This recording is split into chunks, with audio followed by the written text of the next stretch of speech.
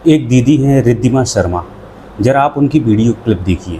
कांग्रेस जनता party इसको ना तो यहाँ पर रहने देंगे ना इसको पनपने देंगे। कांग्रेस को अपनी असली जगह दिखा कर रहेंगे भाई, सब दिखा कर रहेंगे, नहीं रहेंगे हम। हमारे देश के शिक्षा मंत्री धर्मेंद्र प्रधान जी को इस्तीफा दिलाने के लिए कांग्रेस जनता पार्टी जैन जी सड़कों पर जंतर मंतर पर उतरी, लेकिन यहाँ पर ये जो दीदी को आपको मैंने दिखाया, ये दीदी यहाँ पर इन जैन जियों का सपोर्ट ना करने के बजाय यहाँ पर वो हिंदू मुस्लिम का फिर से मुद्दा बनाने के लिए या फिर जैन जियों को आपस में भिड़ाने के लिए ये यहाँ पर आ पहुँची।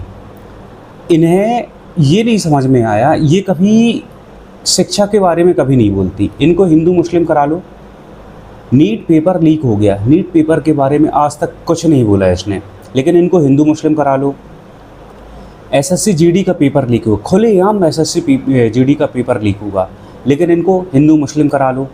अभी प्रयागराज में लेखपाल का पेपर लीक हुआ, लेकिन उसमें भी इसने कुछ नहीं बोला, बल्कि ये उनके समर्थन में खड़ी हो गई। मतलब ये समर्थन में खड़ी होती हैं। यार इतना तो सोचो, इतने बच्चों का भविष्य जो खराब हो रहा है, बच्चे सुसाइड कर रहे हैं।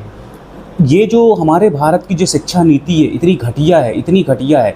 मतलब कभी जो हमारे नेताओं के जो चुनाव होते हैं, चुनाव इनके कभी लीकेज नहीं होते, कैसे भी चुनाव कर लो, इनके चुनाव कभी लीक नहीं होते। लेकिन शिक्षा के क्षेत्र में इनके जितने भी एग्ज़ाम अभी तक करंट की डेट में 89 पेपर, कम से कम 89 पेपर जो अभी 2014 से लेकर के अभी तक करंट की डेट में इतने पेपर लीकेज हो गए। लेकिन इसके लिए इन लोग जरा भी नहीं बोलती, जरा भी इनको प्रोटेस्ट में नहीं खड़ी होती। अरे यदि आप लोग सपोर्ट नहीं कर सकते तो बोलिए भी मत, कम से कम उन लोगों को अपना काम तो करने दीजिए, अपने हक की लड़ाई लड़ने दीजिए। ये लोग वो भी नहीं करने देती, बस जहाँ देखो इनको हिंदू मुस्लिम का मुद्दा बनाना है और कुछ नहीं करना है।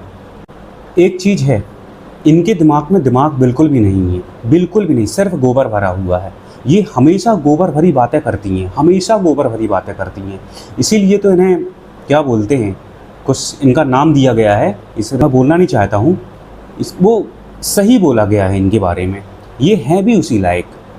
और इनके जो 3-4 अट्टू टट्टू आगे पीछे जो भागते रहते हैं, बस वो गौ माता, वो दंड फंद, ये राष्ट्र घोषित कर देंगे, वो राष्ट्र घोषित कर देंगे। अरे करंट में देखो ना यार कि हमारे देश की स्थिति देखो, पूरी जीडीपी गिरी जा रही है ना।